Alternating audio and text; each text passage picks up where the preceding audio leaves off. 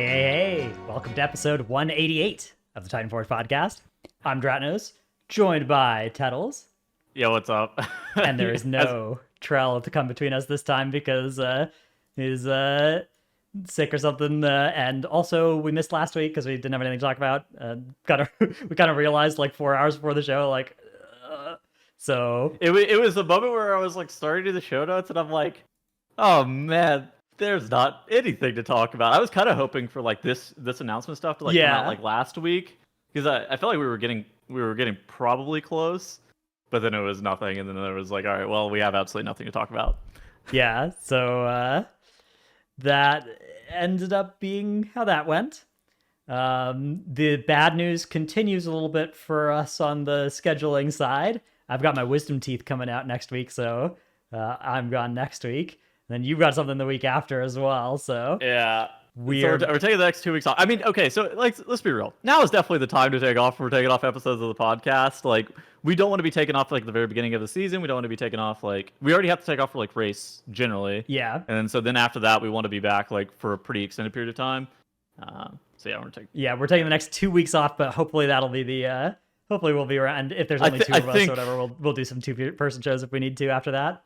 I think after that, we probably are going to be doing consistent shows up until the patch, because then we're going to have things like, raid testing, dungeons, a lot of other stuff to actually really talk about. I think that once we get back after taking 2 weeks off, there's going to even be a ton to discuss as well. So, huge, I guess, news today, obviously, is just that the 10.2 announcement's out. So that's most of what we're going to talk about in today's episode. First, though, you put a Reddit post up here. Do you want to talk about that first? Yeah, so just before we jump in on the 10.2 stuff, I actually saw this very interesting Reddit post talking about raid participation, and like the number of people that were actually participating inside of the raid, and like how that's actually been evolving over time. It conclusively states that Shadowlands made a lot fewer people raid just as a general rule, and well, over time. There's a big spike here at the start of Shadowlands, and then there's fall off over the expansion, right? Yeah. But like, I don't know. This is also when COVID hit and everybody was locked indoors this tier. That's true. So I'd be a little hesitant to draw that conclusion. But I'm looking more at like season 2, season 3 drop off is like really steep. Yeah, people actually are more or first boss kills and end boss kills in season 4 of BFA than season 3. Whereas in Shadowlands, it was just down all the way through. Yeah. I mean, you would expect that, right? Because I guess it's Mythic, patch. though. Yeah, that was a long patch. That's true. Longer patch is going to look like you kind of want the per week kill values, but that also isn't a great metric because difficulty is going to confound things as well. Look at the Mythic kills of the Jailer through 14 weeks of the season. Yeah, so that's this one, right? Yes, that one. Look at Shadow. Yeah. a little. That's a good one. Downwards bump there in the world's most nuclear difficulty boss. Yeah. But yeah, I mean, these are interesting graphs for sure. I don't know. I mean, the usual trend of just downwards over the expansion, right, kind of makes sense. And then when you look at it through that context, Dragonflight actually is doing a great job of retention within the people that are already here, but it also started lower than BFA or Shadowlands, right? Like, how do you feel about rating just generally? I think that this is not something that we've necessarily talked. I mean, I think we talked about it in like a roundabout way. How have you been feeling about just like the general landscape of rating? Because I think it's like no surprise to people that rating, as a general rule, has been less of a focus of the player base just over time. Yeah, I mean, these charts definitely don't conclude that, right? Like, yeah, the trend line is just down, up, right, at the start of new expansion, except for Dragonflight didn't get as much of that up and isn't doing as much of that down. But I'm not sure you can say that raiding has gotten less popular over time from this. I do think if you compare it to like the percentage of people that are playing Classic that kill raid bosses in Classic, obviously that percentage is a lot higher, but yeah, you need the gear more, right? Like, you can't get good gear outside of raid in Classic, and the Classic raid is easier than retail raid. So I don't know. I'm not sure how much stock I'd put into all that. I guess the question is like, is the accessibility of raid too hard? I don't know. It's always tough. I mean, the game is so different than other video games, I would say, just generally. Yeah. Needing 20 players at a consistent time every single week, while it might have been something that was a bit more, I don't want to say feasible, it was just a lot more accepted, back in like 2008. It's definitely something that's not always super common, because I think the ideal group size for like a lot of video games is like 5 or 6. Like that's Yeah. typically that's the typical group size, like 5 or 6. I don't know. I think there's something special about rating though that Yeah, I'm glad I like is rating. WoW rating's cool. yeah. Interesting post though. All right, let's move on to talking about 10.2 and the announcements that we have here. So a lot of stuff announced about the patch. Obviously, big day. There's the whole WoWcast announcement. I've got one video up on my channel now, another one up in a few minutes, another one up in a few hours. It'll be about all that stuff as well. So if you missed all that stuff, you can go check out the WoWcast, all the Wowhead posts. Just click on the View News button. But we will kind of go topic by topic and talk about some of the different things here. First of all, there's a new legendary coming. There is a two-handed strength axe. I saw a speculation post by Squishy like a couple of days ago. Dude, whenever you see speculation posts by Squishy, you could probably just take that as law that one of those things is likely to be happening. That guy, for something that's speculation, he's mighty consistent. Yeah. It's, I guess I'm not sure 100% if it's strength, but I heard two-handed strength said. Well, that's not true. There's no confirmation in any of the posts that it's two-handed strength. It could be an agi strength and intellect weapon. Okay, and then it's just anybody who could use two-handed axes. Yes, potentially. All right. Well, can shaman use two-handed axe? No, I don't think so. I know they can use a one-handed axe. Yeah. Yeah, I don't think they can use two-handed axes though. Even Ellie, like with like a. Don't think so. Maybe. Unfortunate. I don't think so though. But yeah, so that's been announced, and it's been announced that they hope they can provide something that players feel like they can earn over time and feel rewarded for their time in raid. They've been listening to feedback from the Embers and Eltharion update, so good. I think that a lot of the criticisms of legendaries just as a whole came out that Evoker one. It was about the acquisition method. I feel like more often than not, people pretty infrequently complain about like the special effects. Typically, it's more like the acquisition of this sucks for whatever reason, and typically it comes down to the friction that Blizzard like imposes on themselves on the acquisition method. It's just like, oh, the players are like, this is annoying for whatever reason. Yeah, it's interesting as well because it's not like Nezuro is a particularly interesting legendary effect either. But yeah, definitely nobody has a problem with that, right? It's just the acquisition was, and the acquisition was cool at the start as well. Like the way that it was stealth dropped on us on the world first kill was so cool. Dude, they almost pulled the wool over our eyes a little bit too. Very well hidden. Like people thought it was maybe going to happen, and there was obviously some data mine stuff, but it was still like a surprise. It was not like fully understood or data mined or anything, so that was awesome. I like that. I thought that was sick. Mm-hmm. I do think though. I think with legendaries, I don't know. I think that players are just looking for more deterministic chances to be able to obtain stuff of that caliber, of that power, right? Like even if it is time gated, such as like the WoD legendary ring or other legendaries that have been time gated over the past. But they're looking for something that's more deterministic on how you obtain them, I think. Yeah. So we've also started seeing some special effect weapons very recently. So these are like stuff like Jaroon or whatever, Ashkander. What was the weapon from Rygalon to the the dagger. Yeah. So here's a placeholder for cantrip two-handed staff agility, which is obviously two-handed agility staff. It also has int on it too. Okay. It does say Agi in the name up here. I don't know. I've seen a screenshot of it with int on it as well. Okay, cool. Your abilities have a chance to draw on the corruption within, dealing an additional amount of shadow flame damage to you and your target. Damage increased by 400% against targets above 90% health. I wonder if that triggers on you above 90% health as well. We were talking about this before the podcast starts. Does that actually mean you? So it was 37,000 times 4 against you? Yeah. So I mean, so what? 150k. Like, yeah, 150k. Yeah. All right. What we got, like 550 health pools? We'll probably have more like next tier. 7 something, if I had to guess. 8 something maybe. But it can only ever do that extra damage if you're above 90% health. So it'll bring you down to like 70% health. Can you imagine if it procs 3 times in the opener? Well, that's the second and third time. If you weren't topped, then it won't hurt that much. Oh, I was reading it the other way around against mobs that are above 90% health. Oh, okay, yeah. I was assuming that it would care, like it would look at your health for the damage to you, and their health for the damage to that. No, but you're right. It could well work that way as well. I was reading it as if they're above 90%, it always does 400% increased damage, including you. No, that might well be, and then it could just proc 5 times in a row and kill you. That'd be funny. That would be very funny. You should wear that with File Corrupting Rage as well. Yeah, and Sarkrath Cloak. Keep that on for as long as possible. Yep. All right. We've also got the dungeon list, the Season 2-3 dungeon list announced, which includes no returning dungeons from earlier in Dragonflight. It is Dawn of the Infinite, Galakron's Fall, Dawn of the Infinite, Murazan's Rise, and then 6 returning legacy dungeons: Darkheart Thicket and Blackrook Hold, which were most recently seen in Legion Time Walking M+.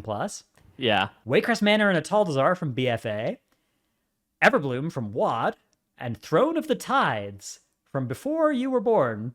I don't know. Okay, so you made YouTube videos back in Cataclysm. I've seen some of them. That was leveling content, though. I wasn't like a endgame player of that expansion. Did you ever do Throne of the Tides? I did do Throne of the Tides, yeah. It's like you walk down the tube. Okay. You like go to the right and kill a boss. You go up an elevator. You kill a boss. You come back to the start. You go to the other side of the tube or something, and you kill the last boss, something like that. I don't know. How do you... I mean, I feel like... Do you have any thoughts on this? I feel like probably nobody has any thoughts on this until we actually see how it feels to play. It needs a fresh coat of paint, I suspect, before it will hold up. But, we'll see how that works out. But I also don't... I haven't played it at all recently or anything like that, so I don't really have a good take. What do you think about VortiP? I mean, how do you feel about the Pinnacle? Vortex, and how that I think Vortex worked out okay, but I don't think it was super fun. I think it was more of like it wasn't actively awful to play like Temple of the Jade Serpent was for me. So somebody was it was mid, complaining that the elevator ride was like 2 minutes long. I believe Throne of the Tides did have it's like a jellyfish that you ride up to from the first part of the dungeon to the second. Is it actually 2 minutes long?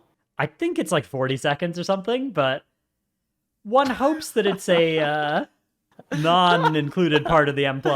We'll see though. Or they can speed it up. They can speed up the elevator. That's true. And not have it be Vault of the Warden style cycling. Yeah, and surely it won't disconnect us if it moves too quickly. That's I doubt that'll be a problem given what I know about how the game works.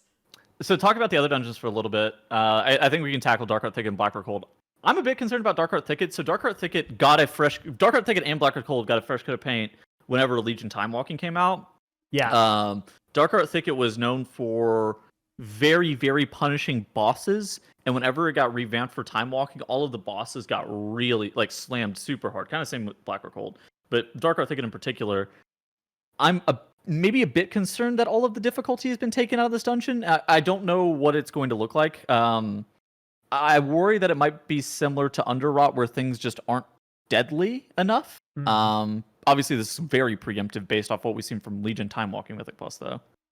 Yeah, that dungeon definitely used to have big spikes in difficulty. It was like the bosses, right? Oakheart. Yes. Dresteron or something. The dragon. Dresteron. Yeah.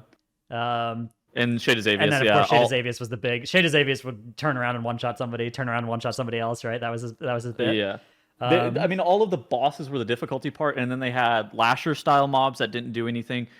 These fear eyeball men that also, if you just had like a coordinated CC chain, which you could do back in Legion, so I would assume you're able to do it now. And there was these like mini, these big aberration blobs, cats and bears that were nasty, but you skipped for the most part, and then they're less nasty now than they used to be, right? So the cats have been nerfed, and the bears no longer have a debuff that stacks, is my understanding. So the cats could still be annoying. I would say another big issue with that dungeon was the fact that if you held W, you would get 600% enemy forces or something. I don't know. I feel like Darkheart Thicket, like even since its revamp of Legion, it probably needs count adjustments and and difficulty shifted into the trash, at least in some variable capacity, to make the trash be able to kill you. Because I feel like Underrot had this issue where the trash just wasn't really able to kill you. Yeah. Now, class or trash count is also something that changed in Blackrock Cold when it got refurbished with time walking. Because you used to skip all the trash at the start of BRH, right? And then you'd fight the first boss just insta, and now you don't get enough count if you do that anymore, right? Correct. So you have to play the first area of trash, which, I mean, it's the correct way of approaching this dungeon, right? It is a linear dungeon. They force you to fight all of the linear trash, and it gives you 100% enemy forces. It makes sense. There's some optionality in what you can and can't pull, but realistically, with how linear it is, yeah, I mean, it should just be 100% enemy forces. Again, also a dungeon that a lot of the difficulty was not getting one shot by the bosses.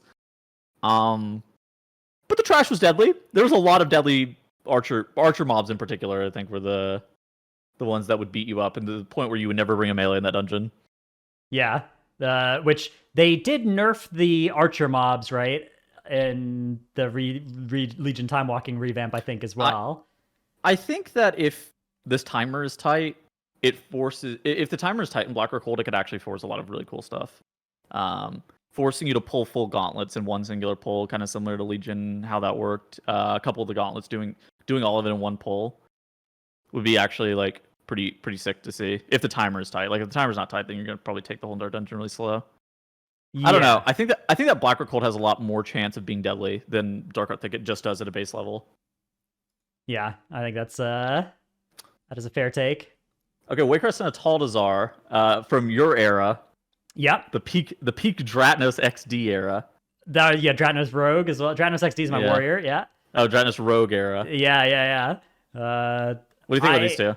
So Waycrest, I never liked the door RNG in Waycrest. I think that if they address that, it's a great dungeon, but okay. I don't think it's good if it doesn't do that. So, fingers crossed. And then I think that makes sense. A lot of the bosses were really tough in there too, particularly Triad and what was that 2-boss encounter called? Oh yeah, Lord and Lady Waycrest. Yeah. That was fun. Those are both tough. Yeah. I think that. Is there any changes that you'd like to necessarily see in this dungeon aside from the door RNG? So I think that probably Heartsbane Triad has to be a little bit easier, maybe. Snapping spots for the leapers at the end of the dungeon, maybe. Oh yeah, because you would do that, right? You would like have somebody stand somewhere so that the Gorak Toll trash didn't kill them or kill anybody. Yeah, because those leapers would either 100-0 you, or you were only pulling 2 of them at a time. Right. So those should not 100-0, and then they should not be abusable that way. Yeah. Yeah.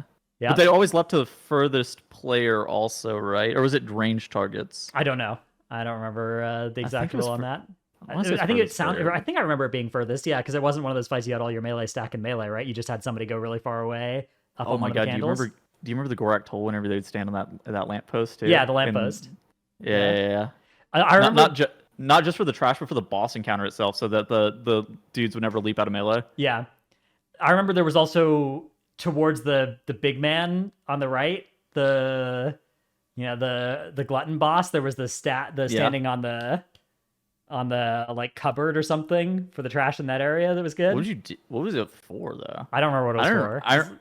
Something. I remember them doing it, but I don't remember what it was for. Maybe it was a snap it or something weird. Anyways, okay, so I think Waycrest Manor, definitely interesting dungeon. Hopefully they fix the door RNG at that point. Then I think that we just probably test on the PTR and kind of give our feedback on how this dungeon is going to fare after that. Ataldazar, so they've changed how snapping works. Does it still work the BFA way in AD? This is a dungeon that I think they have to refurbish a lot if they're going to change some stuff. I haven't actually checked or anything how Ataldazar mobs work, but I think most mobs snap based on their own code rather than based on global game code. So I assume what they'll want to do is they'll want to update those to not snap the BFA way and to instead snap the Shadowlands Plus way, which, for those who don't know what we're talking about, when a mob can't figure out how to draw a path to its target, there's a couple of different behaviors that the game has had over the years. It used to be that the mob would just evade and then reset. That sucked. People hated that. Then they made this where the mob will teleport to you, and that generally feels pretty good, although sometimes, you get surprised. But then people started abusing that, right? And we started using that to intentionally group up a bunch of mobs that were hard to Yeah. group up, stack them somewhere where they can't do their AoE abilities on the rest of the group. And that was used a lot in Atal'Dazar on the Sorid pulls in particular, because those did very deadly AoE jumps on the group, but they didn't if you snap them onto the side pillars, which was pretty easy to do, although sometimes your tank would fall off, but it was pretty easy Yeah. to do for the most part. But if they change it to instead do what mobs generally do now, which is evade for a few seconds and then snap and then evade for a few seconds and then be fightable, that's very deadly. Like that, snapping those swords that way is, I'm not sure that would work. Threat would be a big issue as well. Hard to generate threat when mobs are evading. They would be very deadly when they're evading. A lot of tanks don't heal themselves very well against evading mobs either, and those packs did a lot of tank damage. So, yeah, I mean, I think that nerfing the swords and then making snaps not work on them is probably good. That's probably fair. What about an homage to Honor Guards, Fervent Strikes, and No Awakened in this dungeon? I think that these are all three big things that probably also likely have to be addressed. Atal'Dazar apparently just has a lot that I think needs to change to Yeah, be because okay. Fervent Strike was the original Fervent Strike. It Fervent came Strike, from yeah. Atal'Dazar, was those mobs. So that was the ability that if your tank wasn't in melee range, your rogue was dead, unless they had a weak aura that air horned them to evasion, which that was a good weak aura. Would you change it? I think you can keep Fervent Strike, because that's just like, I don't know, like Fervent Strike, that can be the one ability that Fervent Strike's in the game. But Okay. I don't know. I mean, I'm sure changing it would be fine as well, but I feel like that's sort of like That's the only. If that's the only one that's like that, and it's not cringe. Okay, it's Fervent Strike, yeah. The packs that the Juggernauts and stuff are in are actually kind of annoying, right? I think to me, the mob I would change in that dungeon is Reanimated Honor Guard. The two that guard Volcall, that you just have to skip 100% of the time you did that dungeon. Those mobs need to be less bad, or cut one of them out of that pull or something, because that was just really awful. I think that really shut down diversity in that dungeon of what you could pull and what comps you could play. Especially without Awakened, like you said, you can't skip between the bosses anymore and skip those honor guards easily. Sure. I think the rest of this dungeon, I think it's going to be kind of interesting. I think that there's a lot of people play that dungeon very similarly through the whole entire expansion, and I think that there's a lot of different things that you can actually kind of do in that dungeon. I have something for you as well on top of the dungeon list. Okay.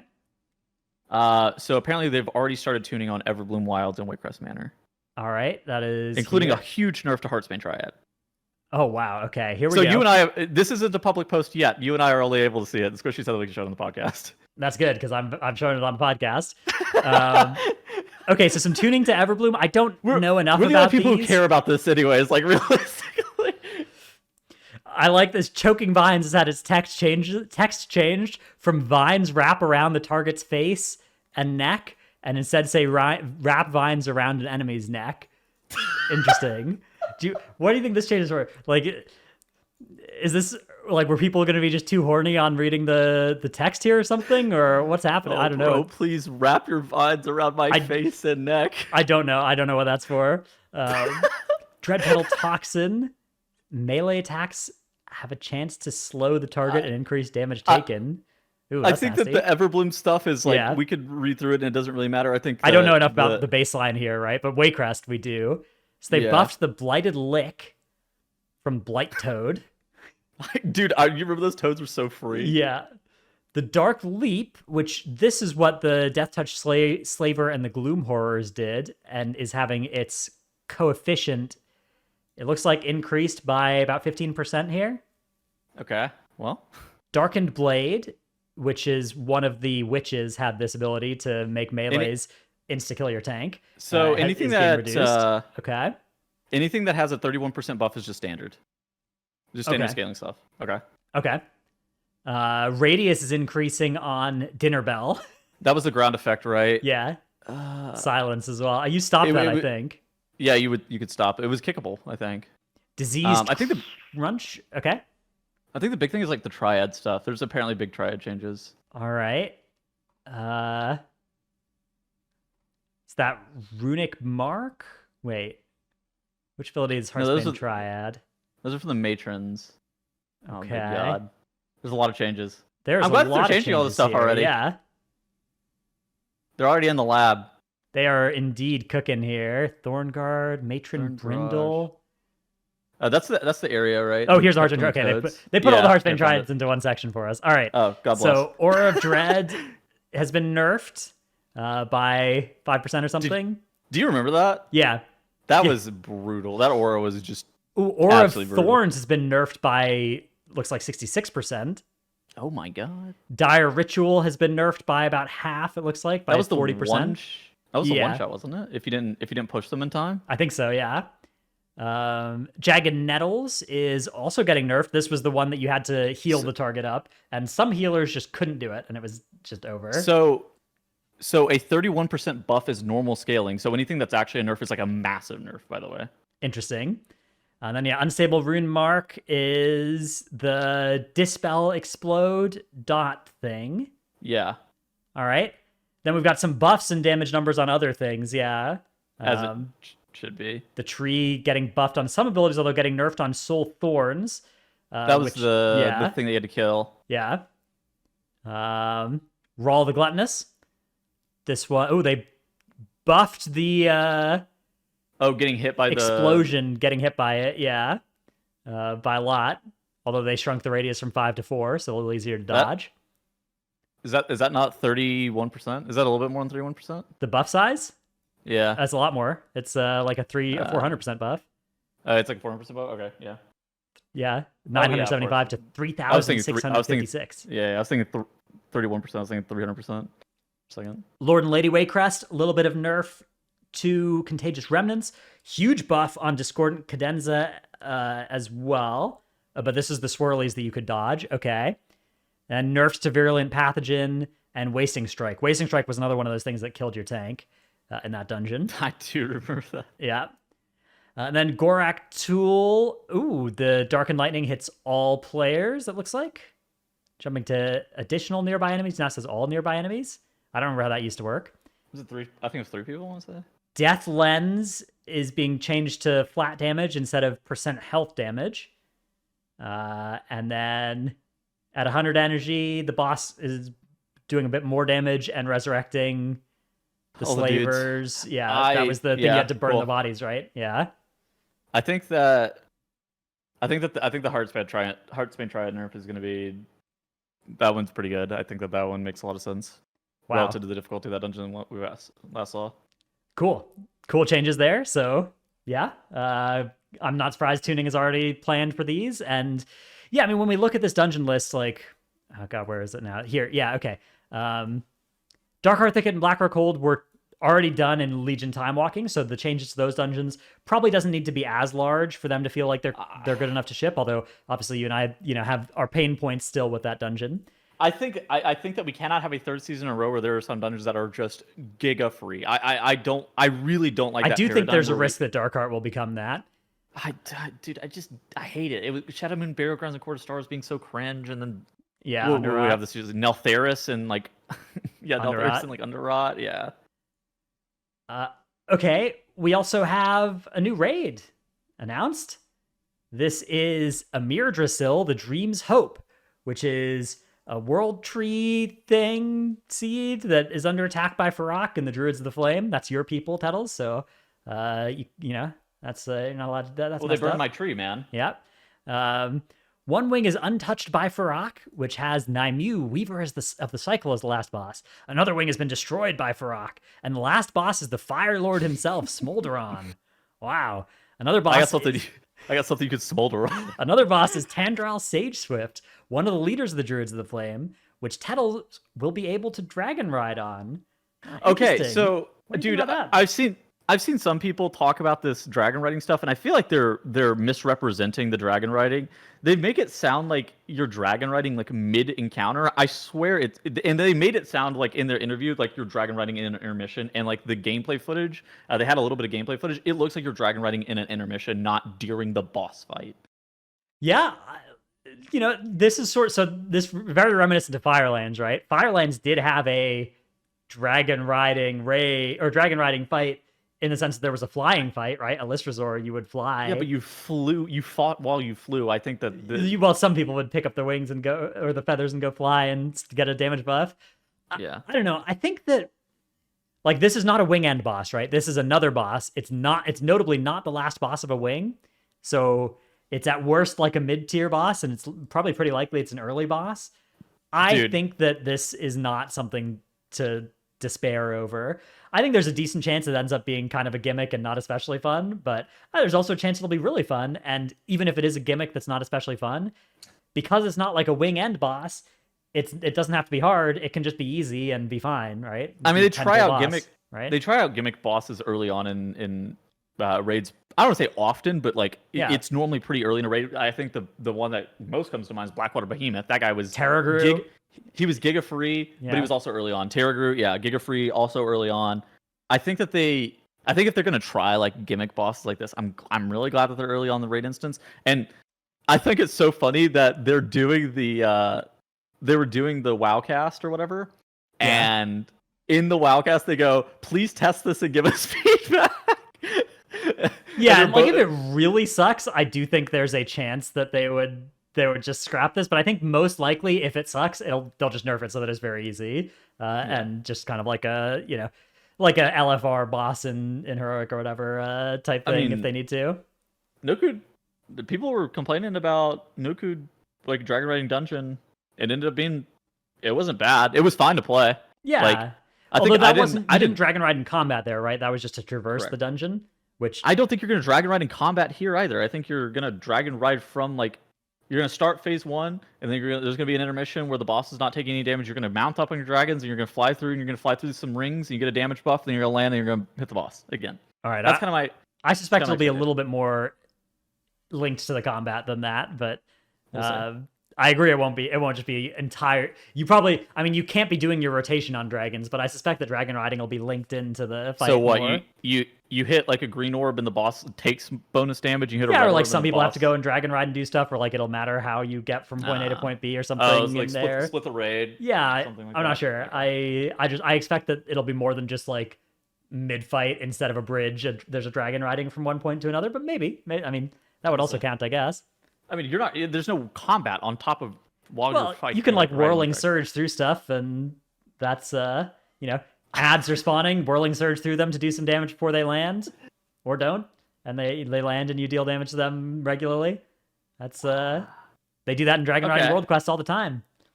All right, we'll see. We will see, yeah. All right, we also have set bonuses. Class set bonuses are already up and announced. I haven't looked through these just yet. That's what I plan to do right after this episode is go through all of these. But anything you've seen in here that jumps out at you? You want to click on the pictures and I'll tell you something? Sure. Why are Hunter and Monk always the ugliest sets by far? All right, here we go. So Warlock, Hunter, Monk. Yeah, dude, I looked at these and I was like, oh my god, the Warlock one is sweet. That looks like Farak horns, right? And then yeah, there's Hunter and Monk. And they also do Hunter no favors by putting it on a Worgen. Stinky Worgen. That is fair. That is fair. The Monk one, definitely kind of classic Monk set. Yeah.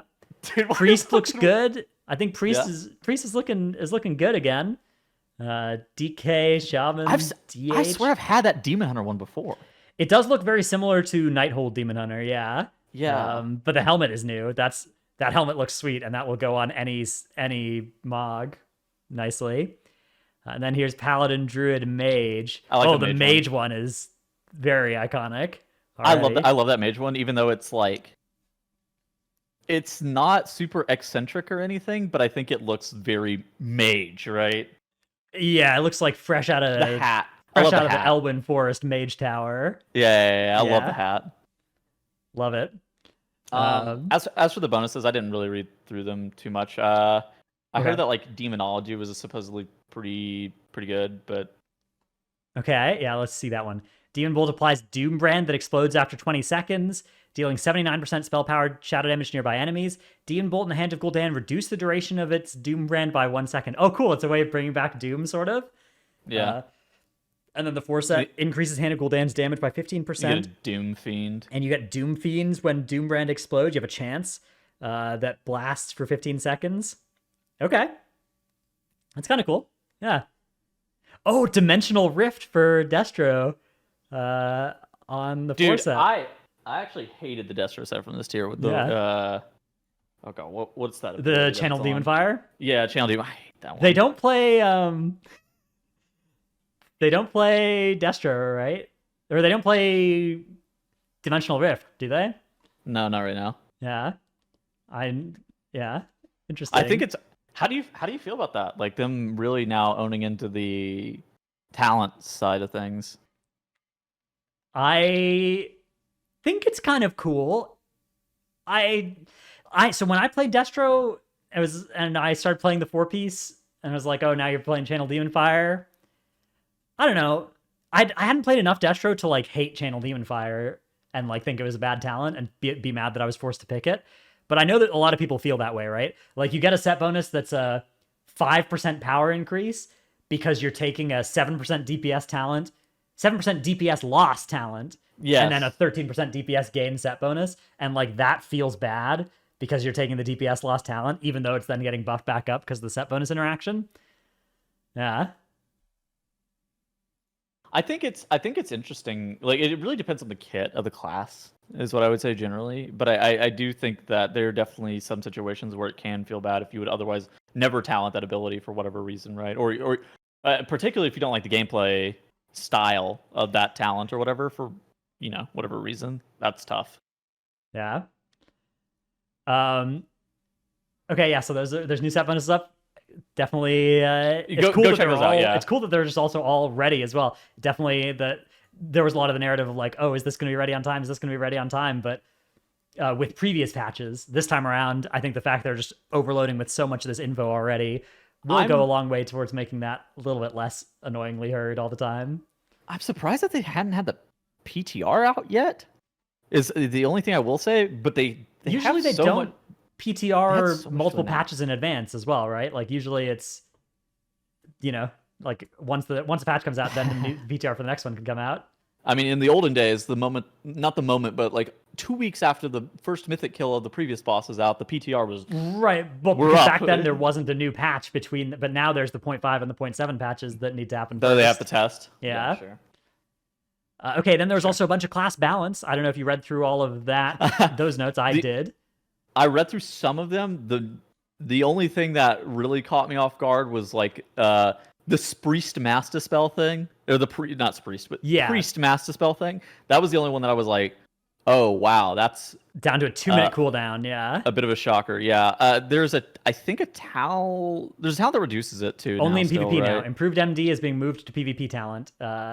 So it is not going to be reducible in PvE. It is on live. You can reduce it with improved MD, Yeah. but now it's a longer cooldown without a cooldown to reduce its talent for PvE.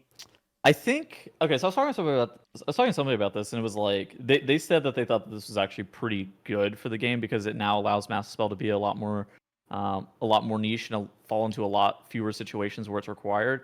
I don't know if I necessarily agree with that. I thought that Master Spell being cool was nice. I think that I thought that they should design mechanics Yeah, differently, but it's we'll see. still the problem is like it's still going to be broken if they. It still would be broken in Halls of Infusion, right? Like you still MD the dragon once per dragon, and that's huge, right? Like Yes. whether you can do it once every 2 minutes or 45 seconds doesn't change that. You MD, I guess you're MDing every third first boss cast instead of every one, so it's less good there. But like, they still need to make sure they design mob and boss mechanics so that they don't get hugely trivialized by MD or are hugely punishing without it. They're allowed to yeah. make mechanics non-massable. Like Yeah, they could make, but that's weird. Like if there's a dispellable effect that's not mass dispellable, that's weird. I mean, I don't like that generally. I think that that's kind of cringe, but I think that they are allowed to also do that. It's just like I think that they just need to design. Yeah, I mean, if an mechanics. effect can't be handled by mass dispel, then it by definition will need to be survivable by the group more easily. Which I think that that's the main thing, right? Like it's fine Yes. if mass dispel makes something a lot easier. It's just not fine if it's like nuclear difficulty without mass dispel, which that was like the dragon's pre-nerf. Imberon. Yeah. Imberon. Yeah, like Yeah. that thing does 220% of your health over 8 seconds. Why does it do that much? Like it does. The only reason Master Spell is even required is because it does 220%. If it only did 20% of your health over 8 seconds or whatever, you wouldn't care. And on top of that, you had the bombs going out at the exact same time. So, like, all right, yeah, I guess we have to have a mass. Then there's also some other notes in here besides a huge amount of class changes, rogue changes, just a Yeah. massive set. There What are big things for you? raid notes. So raid rewards. You want to talk about this? There's a new reusable helm enchant that you can start questing as soon as the patch comes out, but you can't earn it until the second month of raiding. Quest progress is capped on a weekly basis and will be accelerated 5 weeks after the season begins to allow players to easily catch up. And it's a powerful helm enchant that gives you a different effect based on your current role, is not consumed on use, be disabled in PvP, and yeah, I think this is sweet. This looks cool. Pre-battle or pre-catch-up protected, and something to nerf the raid automatically after a month and a bit. So that seems really good. They've also I actually didn't see that. Yeah. That's cool. There's also changes to the upgrade system as well. Hero Track and Myth Track have both gotten an extra step added to them. So effectively, Hero Track would go up to like 444, I guess, and Myth Track up to 450 on current numbers, unless they're maybe starting them from one lower eye level. I'm not sure. Crests are now currencies and will no longer take up inventory space as well. That's good. Blessed. Fragments have been removed. Sources that previously reward fragments will now reward crests. Once a player has purchased all possible upgrades with a type of crest, they can exchange those crests for higher level crests. So, if you get all of your gear to 411, you can turn your whelplings into drakes. If you get all of your gear to 424, you can turn your drakes into worms. And if you get all of your gear to 437, you can turn your worms into aspects, which is huge. It does mean that for Giga Min-Maxers, there's now incentive for the first few weeks to cap all 4 types of crests. And then upgrade as you get the ability to. So how does that work if you get a 431 piece? So once you upgrade it to 437 using Worm's Crest, then once all of your gear is 437, you can upgrade. It doesn't automatically convert. You can convert them. Yes, right? Yeah, you can. I understand. So you can still get Worm's Crest, and you can still down level, I assume, as well, your crests. I assume that functionality will still exist. There was a penalty for that, though, wasn't there? No, there's no penalty, but there might be a penalty for the uptrade. I don't know if there will be, but either way, whether or not there is, it will be correct to use this a lot. There was a Fandy interview where yes, I mean, we may as well spoil it at this point. They also stated that you're getting fewer crests. Right, that is also in here. Players will earn 90 of each type per week, which is enough to afford 6 upgrades. It used to be 150, which let you do 10 upgrades. So 40% nerf to the amount of crests you can get of each type per week, which seems fair to me. I'm not surprised to see a nerf here. We talked about this in a Wowhead video. Yeah, I'm still on the train that like every single week the cap can be linear. Like you can go 90, 180, whatever, 270. It's like, but I think that the amount that you get from doing content can be like exponentially gained over the course of the whole entire patch, to allow you to kind of like jump back in on alts and stuff like that later on in the patch, because it's kind of weird whenever you're like trying to make an alt right now and you're like, oh, I need to do 1 jillion dungeons to be able to get enough crests to be able to upgrade all of my gear. Yeah, increasing the per dungeon crest rate over time would be a good per boss kill or whatever. Yeah, per boss, like per thing. To some extent, it does help a little bit. You'll be able to upgrade your drakes and whelplings if you're able to earn those. Yeah, true. That's true. That will give you some of that benefit. And yeah, I don't know. I think that the lower cap here on the amount that you can earn per week of any given type. Again, this is like an increasing total cap. So if you're a couple weeks late, if you don't hit this cap for a few weeks, you can catch all the way back up to it. But I think this is probably fair. 10 upgrades per type per week was a lot. Yeah. I think that the upgrade system, just as a general rule, is like a great system. And it's something that we've talked about basically since this season started, is that the upgrade system is sick. It's likely to get nerfed, but I think it can still be a great system. I mean, do you think this is still going to be a good system? Yeah, I think so. I'm surprised even that they buffed Hero and Myth Track rather than nerfing like Hero and Champion. I'm not surprised, or I'm surprised to see that, and that's cool.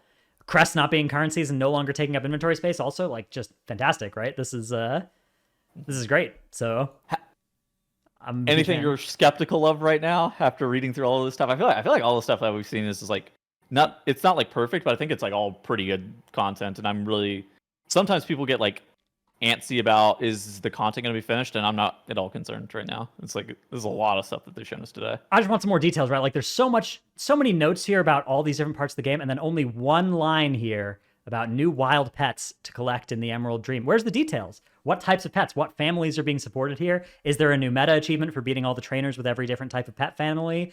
Like, what is going on here? Is there a title? Is there something like that? Where is my information about about the pet battle content? When is the next pet battle dungeon? It's been ages. What's happening there? Bro, I have a friend that every single time we're doing dungeons, we're like, "Where are you? Why aren't you at the dungeon?" They're like, "Sorry, summon me. I'm doing a pet battle." I'm like, "What are you doing?" Yeah, you got it. Sometimes you got to, you gotta get those daily pet battle queues in. Some of those pet battle achievements require a lot of pet battles, so it's the grind never stops. Grind all the time. We've also got some changes coming to healers, which some of these are already in those notes. Mostly nerfs to mana regeneration and increases to mana costs, increases to spot healing, and reductions to group healing. One of the biggest patch notes actually in the patch notes is atonement healing is increased by 50% in 5-player content. That's a huge buff to Disc and M+. That I think is really a really good extra tuning wheel to add. Healing 5-mans has always been such a weird thing because it's like the balance of healers has clearly always been aimed at raid content, and they've kind of like thrown 5-man content to the wayside for just like how healers heal. And I think that they should be probably actively going more aggressively towards these coefficients where like in 5-man these things do more healing. And then there was a big discussion post where they basically talked about how, like, we get it. Single target healing spells don't feel like they move the health bar enough.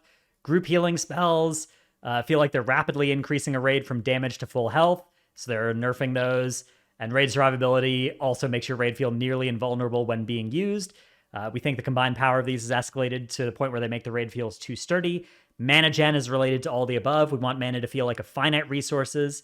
And for the few ways you can still generate mana to be relevant, but we want your spell choices during a raid fight to matter, so we're reducing the effectiveness of many mana restoration class abilities and specific items. I mean, so like, yeah, Innervate got nerfed from 10 to 8. 10 to 8, did the Evoker mana return thing also get nerfed? I'm not sure. I know they nerfed Mana Tide and Symbol of Hope mana and all that stuff. Let's see. Evoker. Few healers are just mana intensive right now as part of it too. It's PvP. We'll see. Evoker. Okay, yeah. It doesn't look like the Evoker one got changed.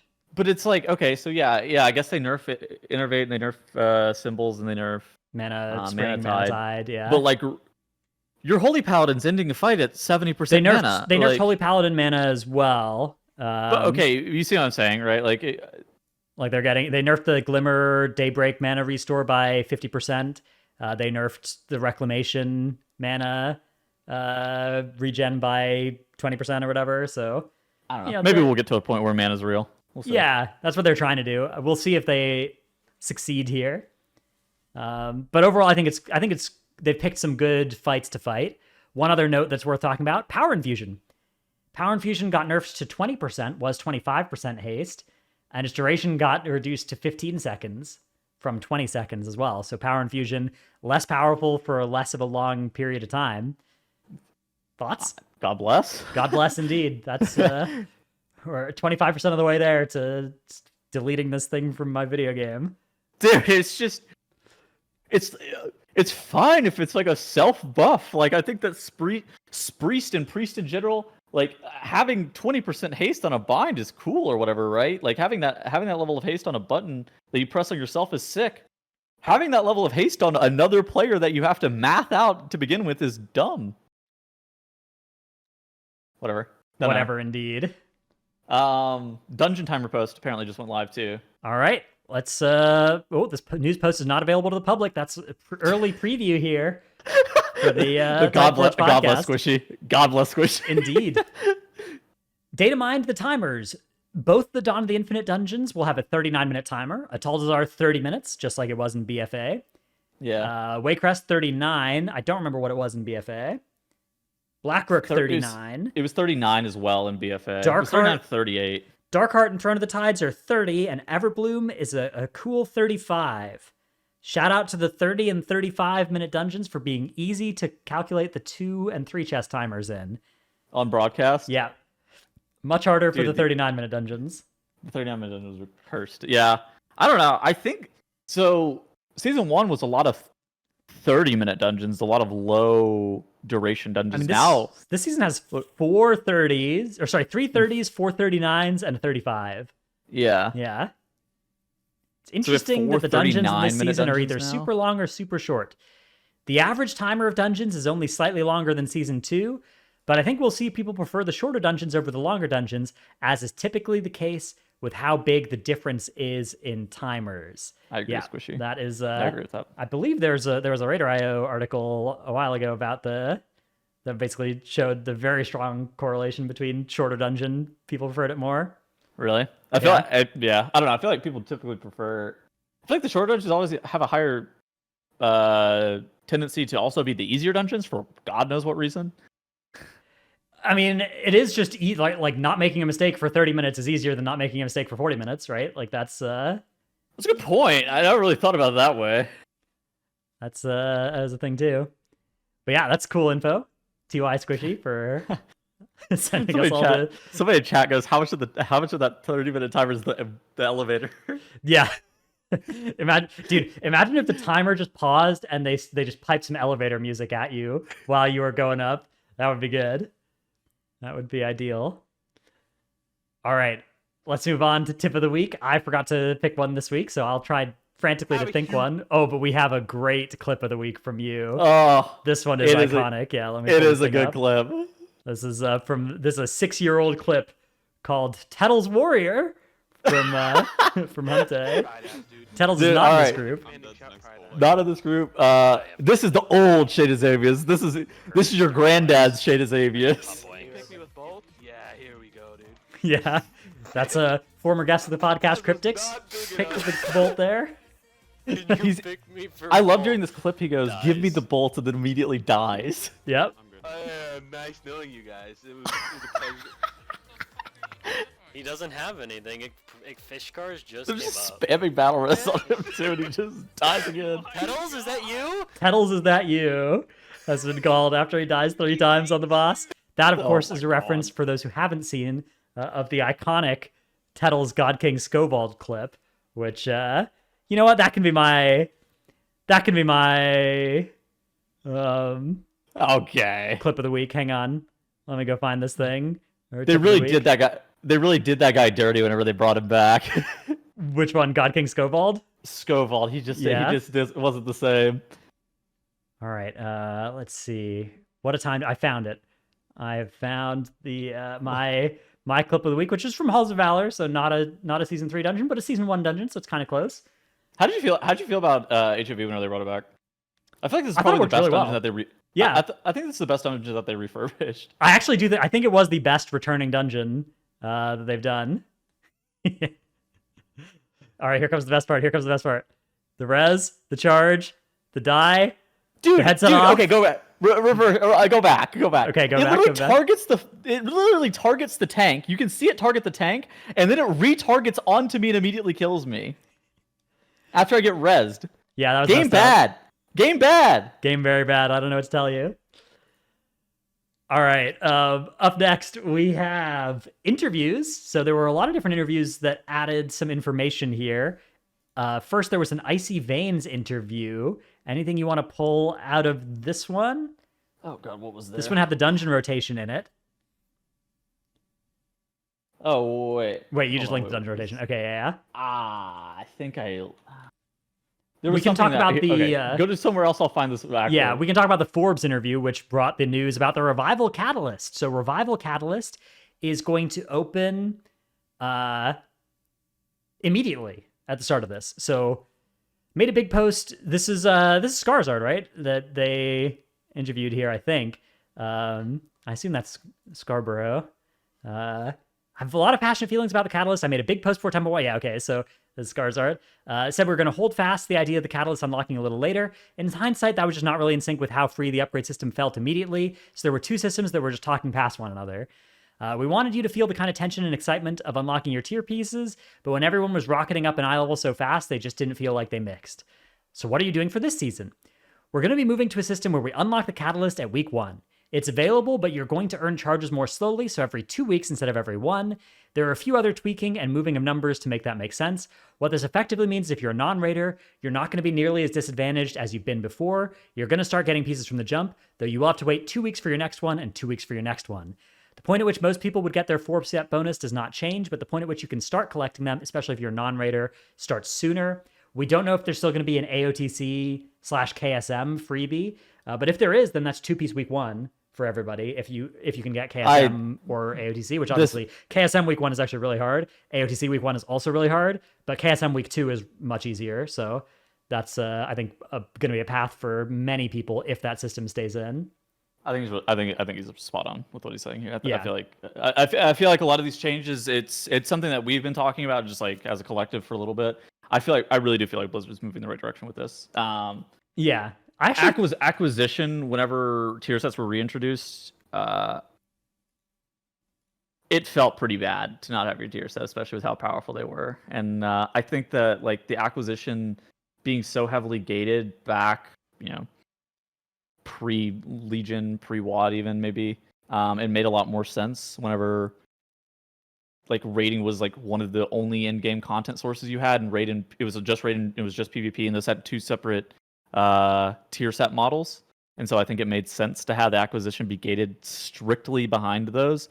But now with how the game is functioning with class sets, with the fact that there's no accessibility from either Mythic Plus or PvP, I think it makes sense to do the catalyst like this. I really good call on their end. I agree with this part of what he's saying as well, which was in a vacuum, if they hadn't introduced all of the other tier set improvements and upgrade system improvements, I think their rationale made a lot of sense. But yeah, it did just feel like they were making it way easier to gear, except for the people that didn't want to touch raid at all were just getting like owned by the fact that they were still going to not have their tier. So, and I think this is huge. I like raiding. Yeah. I think it's pretty valid to be like, I don't want to raid though. I think that's just like a pretty valid experience. It's not like raiding is still, if you don't raid and you don't get KSM or there's no KSM tier piece, you're getting 2-piece on week 3 and 4-piece on week 7 with the new catalyst.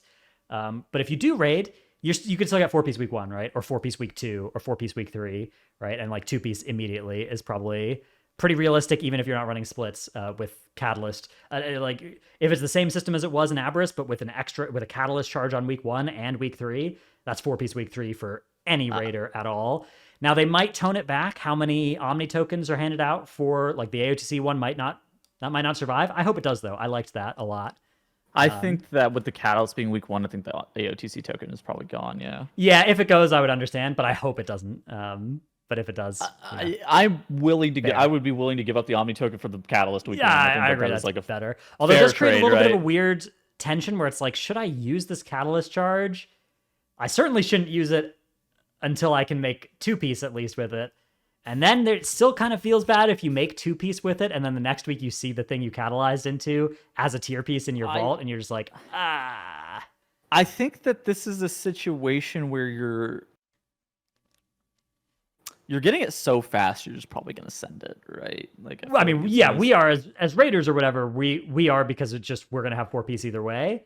But if you're like not that, and you send your catalyst charge on week 1, 2, or 3 to make 2-piece, and then week 4 the helmet you catalyzed is sitting in your vault as a tier piece, and you're just like, oh, damn it, I'm getting 4-piece week 7 instead of week 5, like that. Yeah, that's right. Worst case scenario, you get a week 7 instead of week 5 versus week 12 or whatever that you're getting it before. Yeah, I mean, you used to still get it. I mean, it's still an improvement. I feel like this is a progression path where you actually have decisions to be made, and it's not like a situation where you're like, I guess I just sit and wait. I think you should sit and wait on your charge pretty often, though, which I think anytime that is incentivized, it feels bad to do, and they should try and not make it so that the right thing to do feels bad to do, which I think it will with sitting on these charges in a couple spots.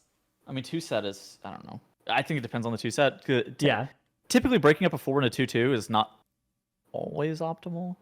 Yeah, it depends. They're nerfing a lot of set bonuses from Aberrus as well. So as they should. I actually don't mind that. I don't mind the make a powerful tier bonus, nerf the powerful tier bonus going into the next tier. I think that is a valid pipeline.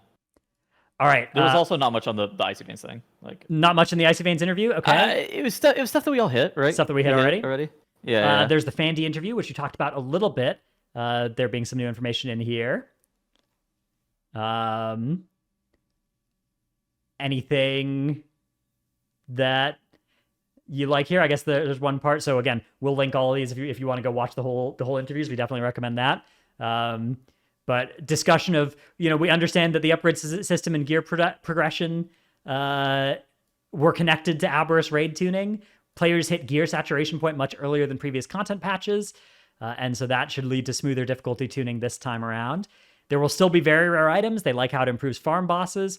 At launch, they were too powerful and too rare. Pendulum swung the other way for 10.1. They should be interesting and not just the best items in the game. They hope to land in that sweet spot where everyone has something they're interested in. And they hear a lot of feedback on loot targeting. Shadowlands Season 4 was an experiment they'll continue to explore, but is not something they have lined up for Dragonflight Season 3. So they've been hearing that people have been wanting dinars, and they'll continue hearing that from me forever. But yeah. People in our Discord were talking about dinars today too for extended period of time that they want dinars back. I don't think that dinars specifically have to come back. I do think that the vault could be I think that the vault lacks really good identity at its current state. I don't think it's like super bad, but I think it's at a weird spot where I think the vault could probably be something that's like deterministically giving you pieces of gear as opposed to being this like random chance at like a high level piece. I think the vault was really good last expansion. It made a lot of sense last expansion, but I think the identity, especially with like the upgrade system, they're almost like in direct conflict with one another with what they're supposed to solve. And I think that kind of makes maybe the vault should be something that's a bit more deterministic. It's also like weird because like filling out slots of the vault last expansion made a lot of sense, right? Filling out 9 slots of the vault made a lot of sense last expansion. Now filling out like outside of filling out raid and Mythic Plus together, more often than not, just your Mythic Plus spots are better than your raid spots, especially early on in the season, which is kind of weird. Feels strange. Yeah, I think the vault is still good. A longer myth track makes the vault better as well, though a longer hero track, I guess, kind of cancels that out. I like the random vault happening, but I do think that either in addition or perhaps something that you build up by taking the failure options in the vault or something like that, some sort of way where like by 2 months into the patch, if I don't have my very rare item or my trinket that I really need and want, like, and I've been trying to get it for 2 months, let me have it, right? Like that. That sort of thing I think would be really huge for just Shadowlands Season 3. I never got a Gallo the first Arbiter that whole season. And then Season 4, I was able to get it on the third week with the Dinar, and it was so fun. I had so much more fun that season as a result. Dratnos out here advocating for his weekly vault videos. No, weekly vault videos are fun, but the weekly vault itself is like, it is, it is fun to have that random chance in what you're opening there, right? And that chance can be mitigated with some deterministic path to eventually get what you want, right? But getting it early and having that be a good RNG moment for you is still cool, and I think it's still good. I think the best times the best times for the vault are weeks like 1 through 4. Yeah, later in the season, I think adding some more deterministic pathway to having an option if you filled a vault and didn't get something good to make progress towards deterministically getting something good, right? Like, I think that would be cool. Like, they could just make it mind. Yeah. I don't mind being able to buy like the half sparks or the gems out of the vault. Yeah. Like, I actually think that's and those weeks feel pretty good too, right? Like getting a socket feels. It's just like now I'm at a point where most characters aren't getting anything, even a socket, out of a lot of their vaults. Cool. But I mean, that's just a product of being full build, right? Like several of my characters wouldn't even buy anything with dinars. It just or there's like one trinket they want, and that's just all they're rolling for. Which sure, yeah. All right, there's also a Mr. GM interview, which has a lot of, obviously, story stuff, but also some new stuff. There's new dragon riding skills, letting you get Thrill of the Skies and ground skimming vigor at the same time, because right now you can only get one or the other, so that's cool. And a rechargeable button to give you a vigor on like a 3-minute recharge, also very cool. Yeah. They also have like a new mount. Like there's a Fire Owl mythic mount. That thing looks so sick, by the way. For Farrak, and then there's some Farrak recolors. There's a Farrak Proto Drake that drops from Heroic, Shadow Flame color, and then a Farrak regular color that just is a random drop from Farrak, and then a mythic dragon riding capable Owl Fire mount, which is sweet. Yeah, it's sweet. I think it's cool. I'm glad there's a cool dragon riding customization that drops from AOTC. I'm glad there's a cool random one, and I'm glad there's a cool mythic one. That's giving me all of those different options every tier. That sounds fantastic. PTR's up right now, isn't it now? I don't know. I'm doing a What's podcast. I think people are saying that PTR's up now. Okay, Or it's been up for like a bit. Okay. cool. All right. Anything else? I didn't really have too much else out of the notes beyond all of that stuff. I think we've gotten through most of the things here. Yeah. Trying to remember. I think we've gotten through pretty much everything. I like all the stuff that they're adding and changing. I don't think there's anything on there that I'm like, oh my god, I'm really concerned about this. Now, obviously, this is like pending. Dungeon testing is pending, raid testing and stuff like that. How do you feel about the state of the game right now? I think good. Moving in the right direction? Yeah, I think so. I think that these are like upgrade system changes seem good. Class changes seem good. Zone looks cool. Raid looks cool. What more do you want? People have been kind of complaining about state of the game though. What parts? That typically comes from like hot take Andes, but I've seen some people being like, oh, the desire to not log into the game is a problem. Yeah, with the so game. to some extent, like nerfing the upgrade system a little bit in Grind. terms of how fast you gear will help Yeah. for at least a couple weeks, delaying when you stop having like big gear upgrades that you get every week. But I don't know. I think that if you don't feel like you have to log in midway through a patch and you're only logging in if there's stuff you want to do, that is good. Obviously, this season, the fact that Mythic Plus is not something that I want to do is a problem, but that's an entirely separate problem. That's like I think they I think created it's like a augmentation. It was broken. Yeah. They Keys are broke scuffed. our season mid-season. Yeah, Yeah, the season's just exploded, right? Like that. That is a problem, and then the raid kind of had a pretty short shelf life. There are a lot of bosses, like you log into raid and it's like you're doing Echo of Neltharion, you've changed 3 people, you have to change your note, you have to reclaim your portal spots. That fight is miserable to farm.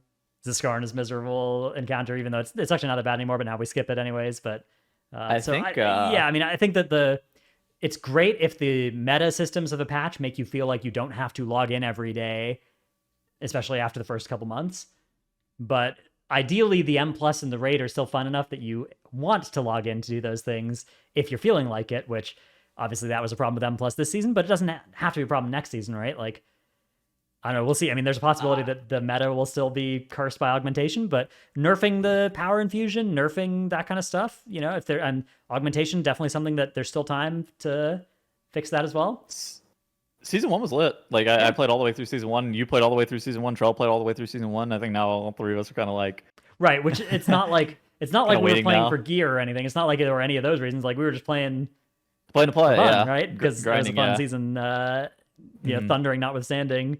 And this season was on the same trajectory as well, right? Like it was a fun season. I was vibing, and Yeah. then the AUG incident. the Yeah, AUG incident killed it. Yeah, I don't know. but that's What do they do? What do they do about that spec moving forward, man? I don't know. That is a good question, and I think that so. There's nerfs. Did they to- hit it in they the patch? Well, they did through hitting Power Infusion, Army of the Dead, Demonic Tyrant. Like those abilities all getting big nerfs is a large nerf to the augmentation stacking potential in raid. Okay. The best AUG targets and the best AUG overlaps have gotten worse. But they didn't hit AUG. They didn't directly touch directly. augmentation here. There are no augmentation patch notes here, which when there's no patch notes for a certain spec, that often means there's likely changes that are still being worked on, versus if there's like 2 lines of changes, then sometimes that's like, oh man, that's all this happening. So I would say it's still possible they'll tune that spec, but it's not What do you guys guaranteed or gonna do anything. for raid testing? Are you gonna raid test like optimal comp like 4 AUG? We'll raid test. People will test whatever they want. It's yeah. See, I mean, that's kind of what I'm worried about is that people won't test optimal comp, and then yeah. I mean, and I'm then sure some that shit will go down. I'm sure that the top guilds will test it. I think that the top guilds are actually going to be testing a bunch of other stuff because they know what optimal comp looks That's like. true. I right? guess everybody knows the way that 4AUG works, and you can do it on live. Yeah, maybe a little bit worried that they might I not don't know, get I mean, data on this. I'm sure that they like the way the top guilds work as well is that they don't run the numbers testing during Mythic, because Mythic and heroic testing is time locked. they do that during normal when the normal is open for a whole weekend. They just go in and try a bunch of different comps and do a bunch of different. Oh, they damage hit dummies. checks. They also Yeah. hit dummies too. And that as outside of the well. raid testing. Yeah. So But it's both. I don't know. I'm sure that there's a chance that Og will make it as it is here, and we'll get to see it for one race to world first. The 4 Og. Dude, I hope not. Like, Yeah. I don't know. I mean, it's a hard problem to fix because the way the spec works, you can't really if you nerf it so that it's not worth stacking for the top groups, it's going to suck for the low end players. And the low end players are more the ones that want a support spec, and that the spec is 4, right? So if it sucks in that context, what is the point of the whole thing? it's just I don't like the concept of being like, oh yeah, they should delete this, they should get rid of it. It's just it fits such a like a really bad paradigm right now. Like it is very, very polarizing. Like Yeah, there's I don't people I don't that think are I don't think enjoying it needs it, to be right? deleted. I think it needs like real redesign or like rethink as to how it's supposed to be functioning. I mean, you can slap a pretty easy band-aid on it, which is a player can only Make it be affected by bad. 2 Ebon Mites instead of 4, right? Like Yeah. that is a very easy band-aid fix for making it so you don't stack more than 2 in raid. I would be looking to do that, I think, if I didn't have an idea Right now, for something yeah. else. If I was Blizzard, yeah. I don't have it. Yeah, like the optimal number being 0 or 4 for race to world first guilds, I think is a problem. Like I think that obviously you're going to want a balanced composition realistically, but if the Og Evoker is strong enough to be brought, it's strong enough to bring 4 copies of, and it's like a really weird situation, and you don't get diminishing returns really. You get on increasing their- returns. Augmentation Yeah. evokers are multiplicative up to the 4th evoker Yes. with each other because my crit is scaling with your primary stat, and my So- primary stat is scaling with your crit on the target. So So if the first one's worth bringing, the fourth one's worth bringing. And yeah, it's the like second one really- is bringing more DPS than the first one. The third one is bringing more DPS than the second one. Yeah, The fourth one is the- bringing see, more DPS than the third one. Like that is the problem. This is the loop yeah. that I find problematic, particularly for Raid. For Mythic Plus, oh my god, dude. For Mythic Plus, at least there is the closest clutch mates valve that they can turn if they need to, and my hope is that they will turn that if they need to, so that it's Turn not it to like, what, 0? Yeah, turn it Is to it 0 if you need to. 15? Turn it to -10 if you need to. Like you can. Right now it's Oh. 20. It used to be 40. Can they actually? Oh, They dude, can I make didn't it. think They can about make it any number. negative. Although I think they would probably have to change the flavor on it if they took it below 0. You know, I'm not sure what you'd call that, but taking it even down to 0 would go a long way. I think. Would probably go maybe even too far. I don't know. It's weird. I don't know. The spec is so fucking weird right now. Yeah, but at least it does have a valve that lets them tune M plus separately from Raid, which is there are a lot of specs that have gotten owned in either M plus or Raid because that valve doesn't exist for them, like Listen, Windwalker Monk. Windwalker Monk has a hope- huge problem with not being able to tune it differently in different parts of the game. I hope it's good in Mythic Plus. I hope it's not this. Yeah, yeah, Like, yeah. I don't mind it being good. I mind it being Mandatory, broken. right? Yeah, mandatory. Like Yeah. that's my issue with any spec. Like it's not just AUG. It's the issue. The only issue I have with AUG is that it like seems like it might be something that's going to be a consistent issue, and you were watching it happen right in real time. Whereas, you know, sometimes it's just like, oh yeah, Blizzard decided to buff Mage. Yeah, that's that is the challenge. So that side of things is definitely I still have my gripes with those, but the stuff they announced today mostly looked cool. I'm excited. Yeah. Like I'm excited for the patch. I'm. When are we getting a date? Hopefully soon. I mean, it's got to be at least a month away, right? I mean, they've got to do PTR tests. They've got to test 9 bosses on 3 difficulties. I guess 8 bosses on 3 difficulties. So Oh, were they not testing last boss? Did they they talk didn't about say that? anything about that actually. So I'm assuming they're not gonna because they haven't the last 3. That could be something that might change though. Yeah. All right. But I do think we've gotten through pretty much everything here. So Yeah. let's get to thanking our supporters over on the Patreon. They are. I thought I got better at dungeons, but then I remembered they nerfed them. Gev Demo Lock Meta again. Never Nude, Ja, King of Skills, Dratnos' Dino Pillow, Chromed, Trekkie, Chewy. Dratnos, I'm awesome. Tettles, can I be frank? This joke is getting a little bit repetitive. Trell, sure, whatever. Frank, because you forgot to update the lines last episode. Did you really forget Tettles again? I can't believe this. Salty Zenny, ZivXX, Now you've got a smile on your face that suggests you might have forgotten to update them this episode. Nope. No, Okay. they're updated this episode. Just got owned. I see. ZivXX, Necris, Tankdill, Nevik, EV Year. The sphere is extended into 2023. Bless up. No Trick. I forgot I was subbed here. Dymat, Rework Mistweaver. Rest in peace, Bob Barker. Rest in peace. Nyx. Oh boy, big news. Metacomp is still a thing. Gallic, Brusif, Dranoshout Abyss. Feels okay, man. M Sanity, Xena. Rogue is now good enough for Prog. Still bad enough to be sat for SLG. Bless up. That's a topical one because they reworked Rogue this patch, so that's a topical name. Red Color, youtube.com/workbringer, Alphabet Soup, Druid Friends of Nevermore, number one Simski for Trelsky. Lurka is leaving the East Coast for the West Coast. Does anyone have any recommendations for fried chicken over there? The Thunder from Down Under needs his chicken fix. How long is Lurka going to be on this adventure? I mean, he was in Australia for months, I think, or That's something. Fair. That's fair. Zife, Pone, Windwalker Monks deal with nerfs by rolling with punches. Thesaurus.com is a powerful tool. The Marsh Hare. Thank God I was worried Evokers wouldn't be able to wield a third legendary in 10.2. Oh, good comms. Thank you for listening to the Titanforge podcast, as brought to you by Daddy Dratty, Grampy Trelsky, and the Tettles Effect. Big Head Small Brain, King's Honor Fellow Horde, it's me, your newest guild member, Juniper, Best X-Fac ever, Husky Dog, Rat Run, Jado and Honey Chunk forever, Chauncey, that moment when your tank says, now where's my ranged at during Jade Serpent Dragon Boss and bricks your key. Any of those frontals in these dungeons? These upcoming dungeons? Dawn of the Infant Okar's got a definitely breath, has one. right? Which one? Dracerion has a breath. Yeah. And also, if you position the boss bad, people get knocked into the eggs. Yeah. Feral Druids in the MDI, you've got to be kidding me. Oh, you don't have that yet? Boom. Sire Dematicus solemnly swears he's up to no good. The small mammal living in Dratnos' shirt. Sapphire. Pogmentation Evoker buffs make me feel like a real man. Rework DKs. Please, Blizzard, I will buy you a certified Dratnos chest hair. Dratnos, hook up a viewer, please. Heart. I'm losing my raid to Neltharion weak auras. And Wolfram Alpha Gamer. Thank you all for the support.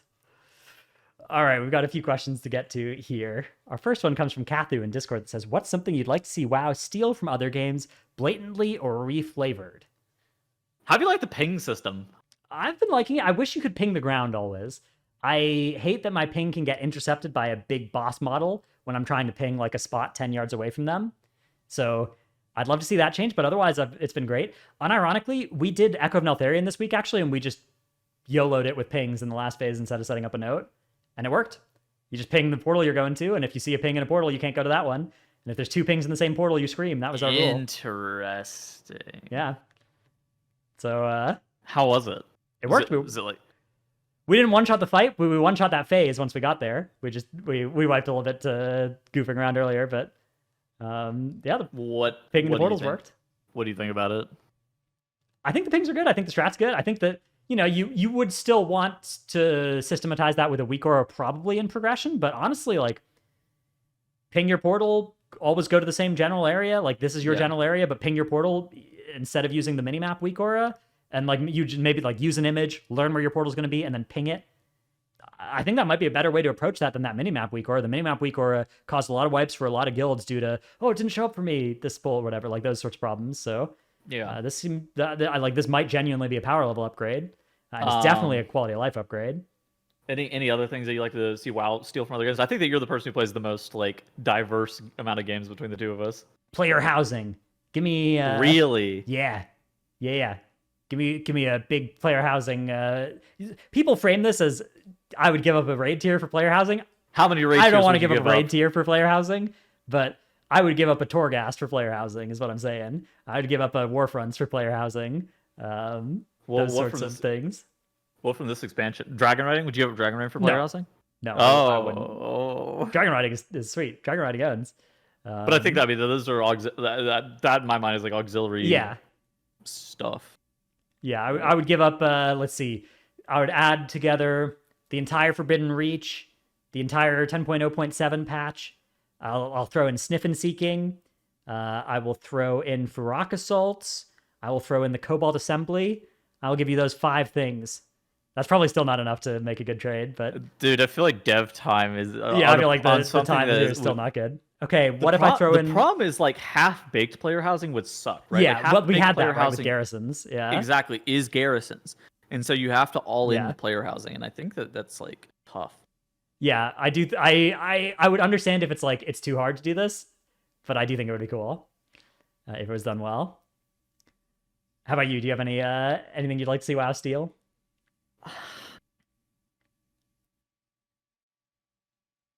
I think we could maybe see boss encounters with checkpoints at some point.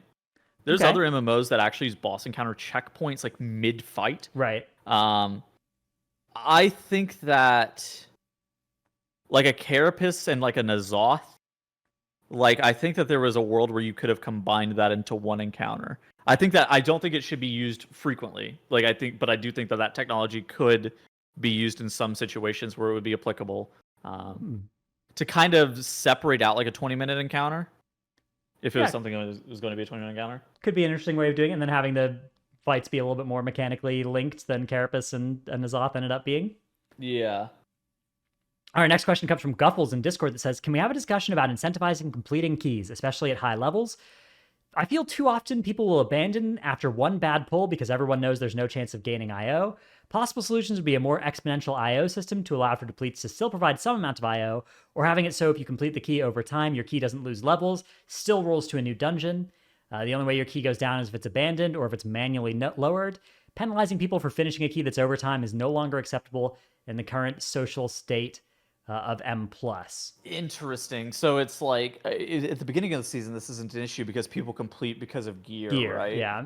But late in the season, you do leave because of no IO. Now, it's worth noting that back when you used to get IO for depletes, you would farm high-level depletes instead of medium level in time for title, and that was not good for the highest end.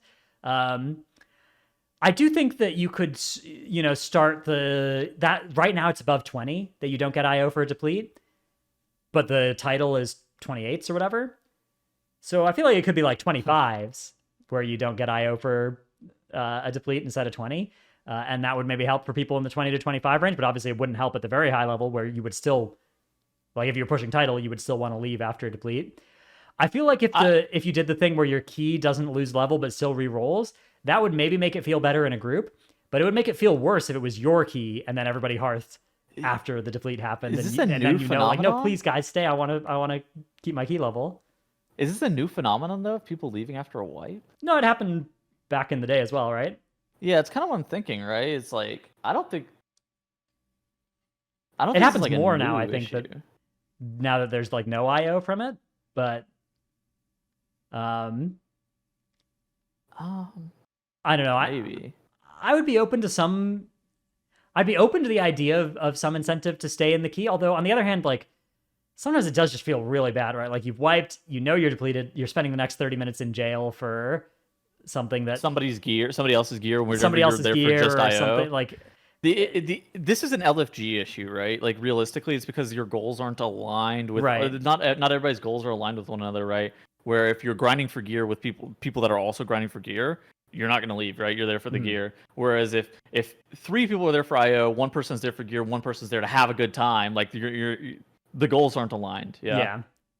And it's tough because like, how do you make a good system? I've heard of systems about punishing levers, which no proposal I've heard yet for that I think would be good because they would all be. I don't want to be like stuck in Mythic Plus jail. And also then the people could grief you by griefing your key and you can't leave anymore now without losing IO, right? And like I've already seen some.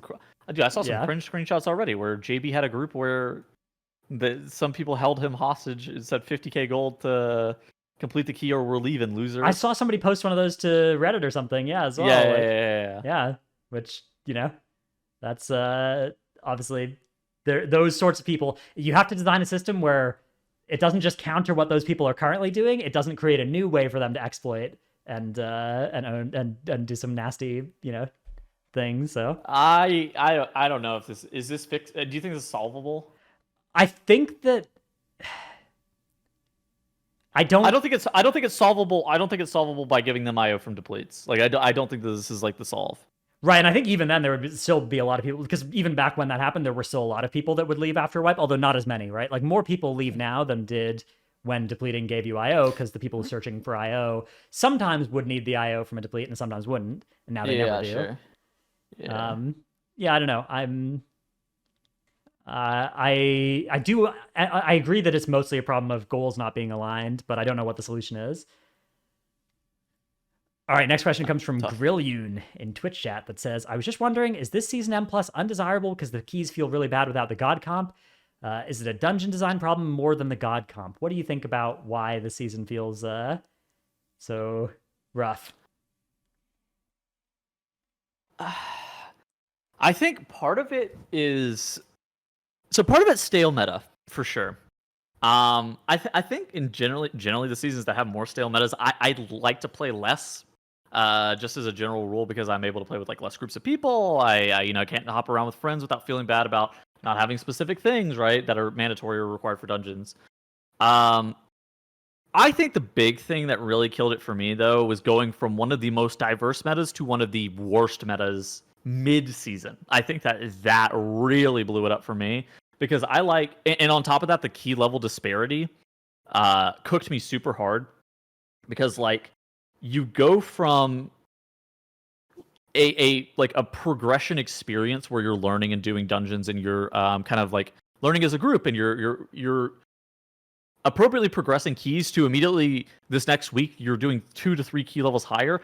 That feels awful, like straight up just terrible to play, in my opinion. That's why I don't like it.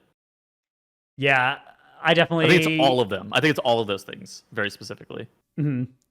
I think that does make it feel kind of rough. One cool thing, by the way, this Mythic Stats site has added now is, and you can't look too much at the newest week. The newest week is always much lower key level, right? This is not indicating that balance has suddenly gotten good. It's just not a lot of keys have been run yet this week.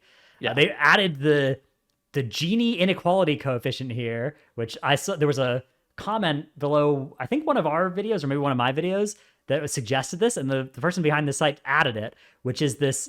It's a coefficient that shows you how unequal how much inequality there is. It's used IRL for like income inequality, but you can see it here for how much inequality there is in the specs in different weeks. So you can see it's 1 is perfectly unequal, 0 is perfectly equal, and it maxed out at 0.825 for a few weeks, 0.826 for a few weeks here, and we could compare this going back all time to really answer the question: is it worse than it used to be? Right? Is it worse than 0.825? So 0.825 is what we're trying to beat, and it is in fact worse than all of the other seasons all the way of all time by a noticeable amount. I mean, whatever. And then you went from one of the right. It was like a mid-season meta. It wasn't like completely. It was becoming evolved. More like the meta was stabilizing, right? We were going from 0.46 to 0.62, but then bang.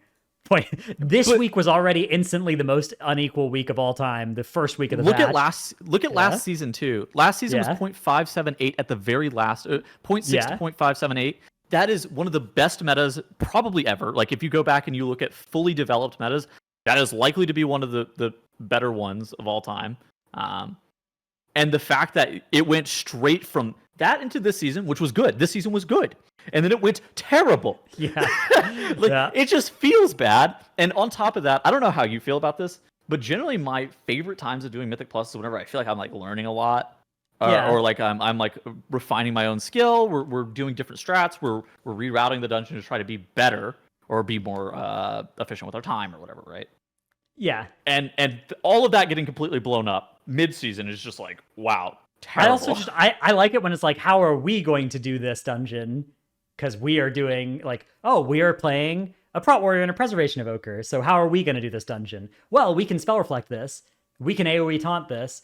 We die on this boss or whatever, right? Like solve those problems that when we're watching Nerf's group that has a Prot Paladin, they have a different set of problems they're solving. And we can steal some of their stuff, but not the whole thing. Whereas this season, it feels like, we are going to watch what that group did, what Echo did, or what Nerf group did, and we are going to do the same thing, but we're going to do it 2 levels lower, and it's going to be quite easy, and we're going to press the exact same buttons, and bang. And Easy last title. season, I played mostly with Trell on Brewmaster Monk and Parasus on Blood Death Knight, and so we would have to, so Noku defensive, we were double pulling before anybody else whenever I was playing with the Blood DK, because that shit was easy, right? With the Blood Death Knight, you got the whole entire pack grouped in, it was free. With the Brewmaster Monk, though, we were doing things such as we were triple pulling the Veximus platform that no other team in the world was doing because we knew that we could, right? Because of our stops. But it's like, that stuff is sick. and having the ability to be able to like make your own strats or learn your own route or do your own dungeon the way that you want to is cool, and then being beholden to a very specific comp or strategy sucks. Yeah, and it's not No, like it's we're not not- trying to think of these things, right? But it's just like it's like, is this ever going to be better than playing Fire Mage, Augmentation Evoker, Shadow No. Priest, and like power infusing the Fire Mage at the same time as Breath? Like, no. Yeah. And then the God Comp's other problem is that you play without an Augmentation Evoker and you feel 2 key levels squishier on your tank because you have 3,000 less armor, right? And your healer is like weaker, you're weaker, you have less primary stat, you're just dead. I will say too that the fact that it happened mid-season is just a catastrophe. Well, like it is an okay, if it was if it was the whole entire season, you would watch. Okay, pull back up that website and look at the Destro lock. Surf Hunter season. Right? Okay, yeah, I'm just saying like in general. So I guess that was what, Shadowlands 3. Yeah. Here when that started, yeah, and you can see it did take a little while for Destro to pull up, but like, which is fine. But the fact that it happened overnight is cringe. If Aug Evoker launched at the start of a raid tier in the state that it launched, though, that raid would have been so cheesed, and the midweek hot fixes would have been so like. I'm just speaking very specifically about why this season's Mythic Plus is undesirable. Yeah, just on the M Plus side, yeah. Just because it happened in the middle of the season, because that absolutely just blows up literally everything you're trying to do. Yeah, that's fair. That is fair. All right. It's a lot of things, though. It's not just one thing. Final question. At Tuttle's question: do you see a return for Prot Warrior in the M Plus scene since Waycrest Manor is back for Spell Reflect? So you could Spell Reflect what? Triad and Lord and Lady Waycrest? Yeah. Strike? Yeah. Oh, wow. Big value. That's a good question. That was some big money. So typically, this expansion, Blizzard has tuned down a lot of the Spell Reflect value generally inside of Mythic Plus dungeons. I would say that Nokud had pretty good Spell Reflect value. Are there any other dungeons? Oh, and Neltharian's Lair, has pretty good Spell Reflect value. I could see them leaving Waycrest in a state where Prot Warrior is good. I don't see them leaving it in a state where Prot Warrior is broken. I could see it being Nell Slayer-esque, where even if they're not the best tank, it's really they might be the best in that dungeon. Yeah. It is the best tank in Nell Slayer. Exactly, and it is the best tank in Nell Slayer, but it's not the best tank in all the dungeons, which I think is fine. Now, I will say that people will start bitching, and you can quote this later. If Prot Warrior is the best tank and Spell Reflect is broken in Waycrest Manor, people will start complaining. But if it's Prot Warrior is the best tank in Waycrest Manor because of Spell Reflect, and it's not by like a significant margin, but is by a little bit, and then they're good in the other dungeons, nobody will say anything. Yeah, like people aren't saying anything right now about Nell Slayer, mostly because it would be psychotic to complain about Prot Warrior right now, given the overall meta, right? But yeah, Prot Warrior is what, the fourth best tank, maybe? It's not even bad. Like it's actually okay. It's genuinely like the it's worse than well. Venge. That spec is right? It is probably worse than Vengeance, but if I had to pick a second tank to be pushing on the season, I think I'd pick Warrior. Okay, sure. Just play the whole dungeon in D-stance, man. Just strap in. It's good. I think it'd be fun. Since is doing a lot of high keys on Warrior, so like. Anyways, I think that is about it for us this week. Again, sorry we missed last week. Sorry we're missing the next 2 weeks. Unforeseen circumstances and somewhat foreseeable circumstances that we failed to foresee. All lining up. So, we'll see. Maybe we'll be able to get some kind of bonus content out or something at some point or something. But otherwise, it'll be 2 or 3 weeks from now that we return. And in the meantime, we'll all have our own individual streams and YouTubes and stuff where you can still find stuff. But that is going to be all for us this week. Later, gamers.